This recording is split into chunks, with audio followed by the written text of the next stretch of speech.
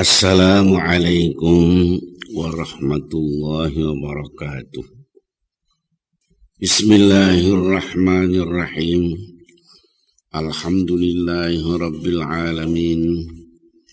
Wassalatu wassalamu ala khatamil anbiya'i wal mursalin. Sayyidina Muhammadin wa ala alihi wa ashabi ajma'in. Asyhadu an la ilaha illallah wahdahu la syarikalah wa asyhadu anna Muhammadan abduhu wa rasuluh. Ibu-ibu, bapak-bapak dan saudara-saudara sekalian yang berbahagia. Alhamdulillah Allah masih memperkenankan kepada kita untuk bisa meneruskan kajian kita, yaitu mengkaji tentang soal, ya katakanlah hakikat penghambaan kita manusia ini kepada Allah, menurut apa yang katakanlah diuraikan oleh Syekhul Islam Ibnu Taimiyah di dalam bukunya yang dinamakan Al-Ubudiyah. Ibu-ibu, bapak-bapak dan saudara-saudara, kita mengkaji yang artinya mengkaji yang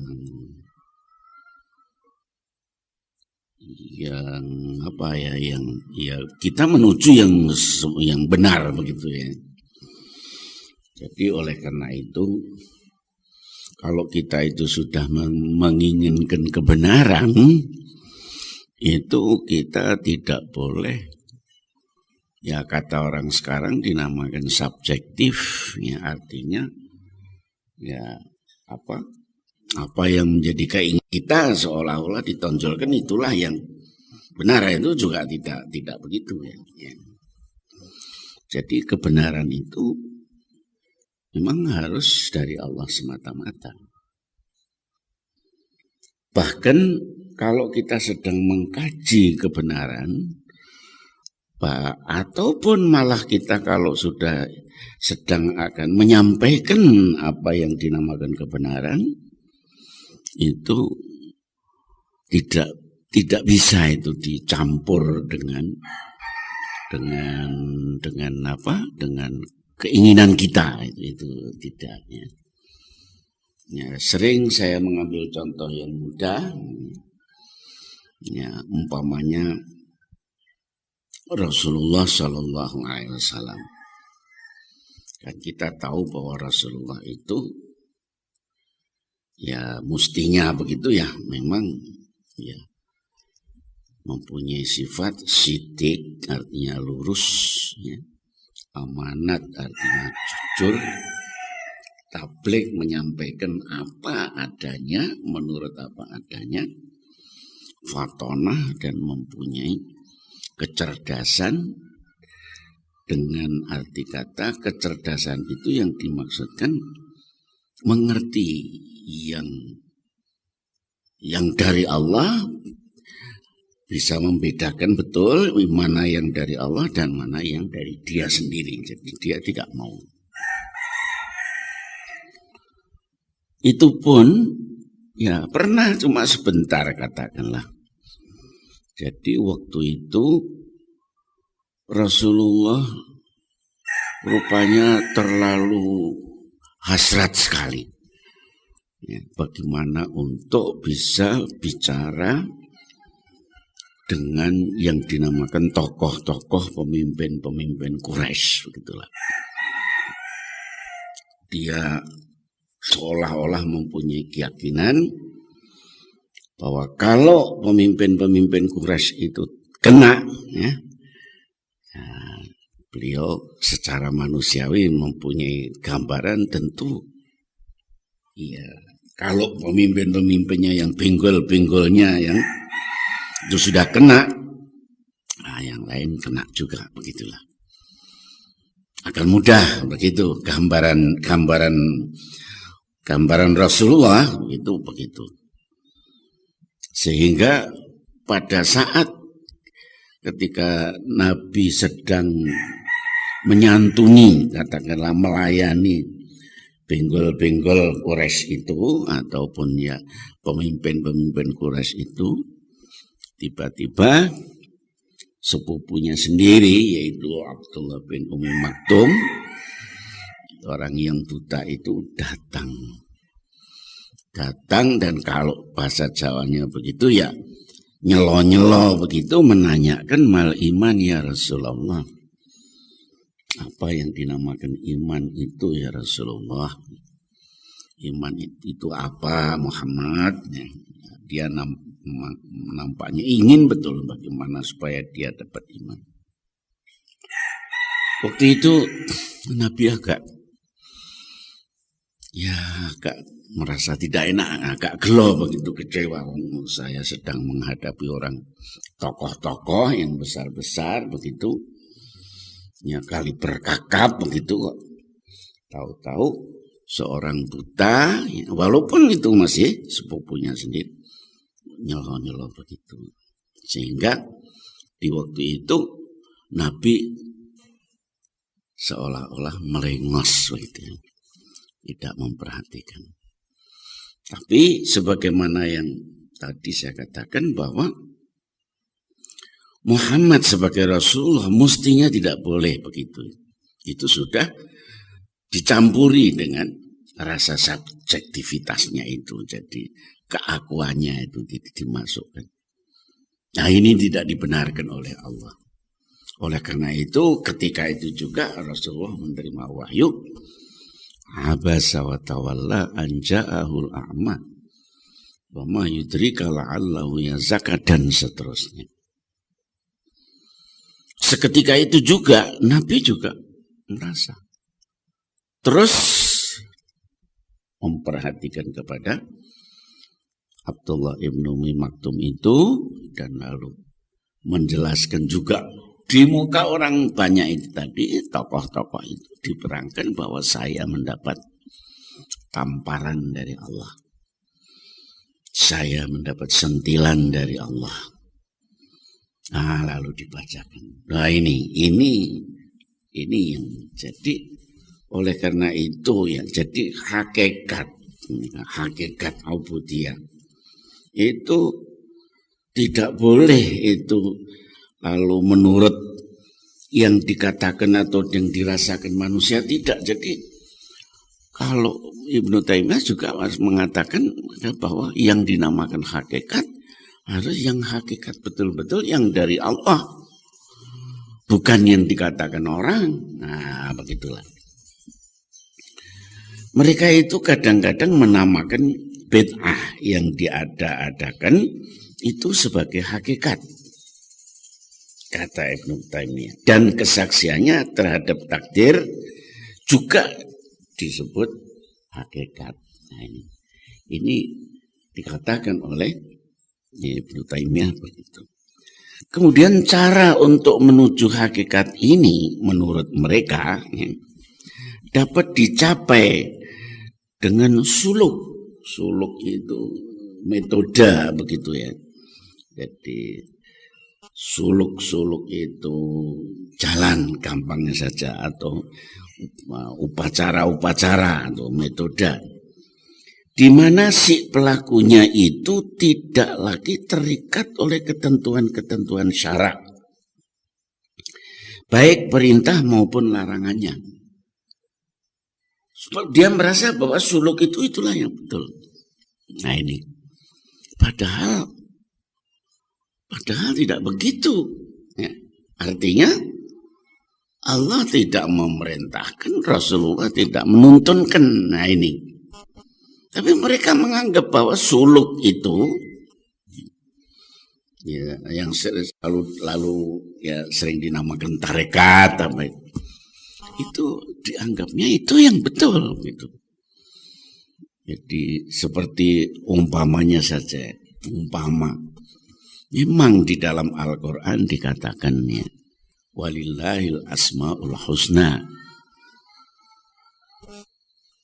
Allah mempunyai Asmaul Husna, nama-nama yang baik, nama-nama yang indah. Fad'u biha, mohonlah kamu dengan baca Asmaul Husna itu. Ada itu. Itu ada, Qur'annya ada, tuntunannya ada. Tapi begitu itu saja. Tetapi ini oleh ahli suluk, nah itu lalu kok lalu ada tambahan-tambahan. Kalau membaca yang Ar-Rahman sekian puluh kali.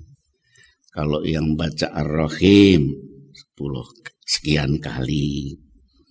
Kalau yang Ya Manan sekian kali. Lain sekiannya itu. Ada yang 176, ada yang 277, ada yang 345. Begitulah. Lah ini siapa yang begitu yang menentukan ini? Ini kan perasaan orang yang dirasakan manusia. Tapi hakikat bukan begitu. Sebab yang dinamakan hakikat itu tidak menurut apa yang dikatakan ataupun yang dirasakan manusia. Mestinya menurut apa yang dikehendaki oleh Allah, apa yang dianugerahkan oleh Rasulullah. Rasulullah saja tidak bisa itu menentukan sendiri. Jadi kalau ada orang mengatakan supaya kita itu bisa makrifat kepada Allah harus membaca ini sekian kali, kalau membaca Asmaul Husna nama Allah yang baik itu sekian kali, kalau baca ayat kursi harus sekian kali. Ini yang menetapkan sekian kali itu siapa? Nah ini yang mungkin dikatakan bahwa mereka itu menganggap bahwa bisa dicapai dengan upacara-upacara di mana si pelakunya itu tidak lagi terikat oleh ketentuan-ketentuan syarak, baik perintah maupun larangannya. Ini yang tidak betul, mestinya begitu. Tapi cukup dengan pendapat dan perasaannya sendiri, atau yang sering dinamakan dzauq, serta apa yang dirasakan di dalam kalbunya dengan melupakan ketentuan-ketentuan Allah Azza wa Jalla dan sebagainya. Nah ini yang Syekh Ibnu Taimiyah tidak mau itu, tidak menghendaki seperti itu. Mereka ini sebenarnya tidak semata-mata berhujjah dengan takdir, tetapi sandaran mereka adalah ra'yu, pendapat, dan hawa nafsu, serta apa yang dipandangnya sebagai hakikat itu. Jadi dia menganggap bahwa yang nama hakikat ini begitu. Baca ini sekian kali, baca ini sekian kali. Ini dianggap hakikat gitu. Padahal Allah tidak menetapkan, Rasulullah tidak menetapkan sekian kalinya itu. Ya. Dan kalau ditanya itu angka-angka itu dari mana? Kok kalau ini kok 276, kalau ini kok 134, kalau ini kok 350, ini kalau ditanya itu angka-angka itu dari mana? Mereka juga tidak bisa menjawab, cuma ya begitulah yang. Nah ini. Mereka ini sebenarnya tidak semata-mata berhujjah dengan takdir, tetapi sandaran mereka adalah ra'yu dan hawa nafsu, serta apa yang dipandangnya sebagai hakikat itu. Mereka menyuruh para penganutnya bukan untuk mengikuti perintah Allah dan Rasul, persis seperti bid'ahnya golongan Jahmiyah yang menganggapnya semua pendapatnya yang bertentangan dengan Quran dan Sunnah itu sebagai hakikat yang rasional yang harus dipercayainya. Nah, ini orang Jahmiyah sampai begitu. Bukan dalil sama ayat. Kemudian Quran dan Sunnah bukan begitu. Jadi itu bukan dari Allah, bukan dari enggak. Ini pendapat mereka sendiri. Mungkin mereka itu telah mengubah Al-Quran dan menolak Al-Quran itu secara keseluruhan, sehingga mereka tidak mau merenungkannya dan memikirkannya. Bahkan mereka cukup berkata, kami serahkan artinya itu kepada Allah. Ya, katanya begitu. Dengan suatu kepercayaan yang bertentangan dengan dalil-dalil ataupun petunjuk-petunjuk yang artinya menurut kalimatnya itu. Ini yang oleh Ibnu Taimiyah ya tidak dikehendaki begitu ya. Padahal sesungguhnya setiap yang bertentangan dengan Quran dan Sunnah itu kalau keyakinan, ya artinya apa yang diterangkan oleh Ibnu Taimiyah. Ibnu Taimiyah mempunyai keyakinan pokoknya sesat sudah. Semua yang bertentangan dengan Quran, semua yang bertentangan dengan Sunnah itu sesat. Kalau pikiran-pikirannya yang bertentangan dengan Quran dan Sunnah itu dibetulkan, engkau akan semakin tahu kebodohan dan keyakinan-keyakinan mereka yang salah itu. Dan apabila kepercayaannya tentang aulia yang bertentangan dengan Quran dan Sunnah itu diteliti, artinya ditahqiqkan betul-betul, orang akan lebih mengetahui betapa hawa nafsu yang diikuti oleh musuh-musuh Allah, bukan oleh aulia Allah. Ya, seperti yang kemarin saya katakan bahwa sampai ada orang mengatakan kalau wali atau aulia itu sudah pokoknya sudah bisa menghalalkan apa yang diharamkan oleh Allah. Ini tidak mungkin. Wali Allah, kekasih Allah kok menghalalkan apa yang diharamkan Allah. Nah, itu enggak betul sudah. Oh, iya memang kalau orang awam enggak boleh minum minuman keras. Ya. Memang kalau orang awam enggak boleh zina. Tapi karena saya ini sudah wali, saya ini sudah kekasih Allah, itu sudah dihalalkan. Nah, ini suara yang begitu atau pengertian yang begitu, bahkan keyakinan yang begitu, itu ada keyakinan yang tidak betul, itu sesat itu. Pangkal utama kesesatan mereka itu ialah karena didahulukannya kias daripada nas Quran dan didahulukannya mengikuti hawa nafsu daripada mengikuti perintah Allah. Nafsunya lebih dulu. Padahal Rasulullah sendiri yang tadi mengikuti nafsu, begitu menerima teguran dari Allah terus berbalik begitu saja sudah. Nah ini, jadi kalau ada orang lalu mengaku bahwa itu kekasih Allah, wali Allah, kok sampai mendahulukan nafsu, nah itu sudah jelas. Sebab perasaan dan intuisi itu sesuai dengan kecintaan dan keinginan manusia sendiri. Setiap orang yang mencintai sesuatu mempunyai perasaan dan intuisi menurut kecintaan dan keinginannya, itu biasanya begitu.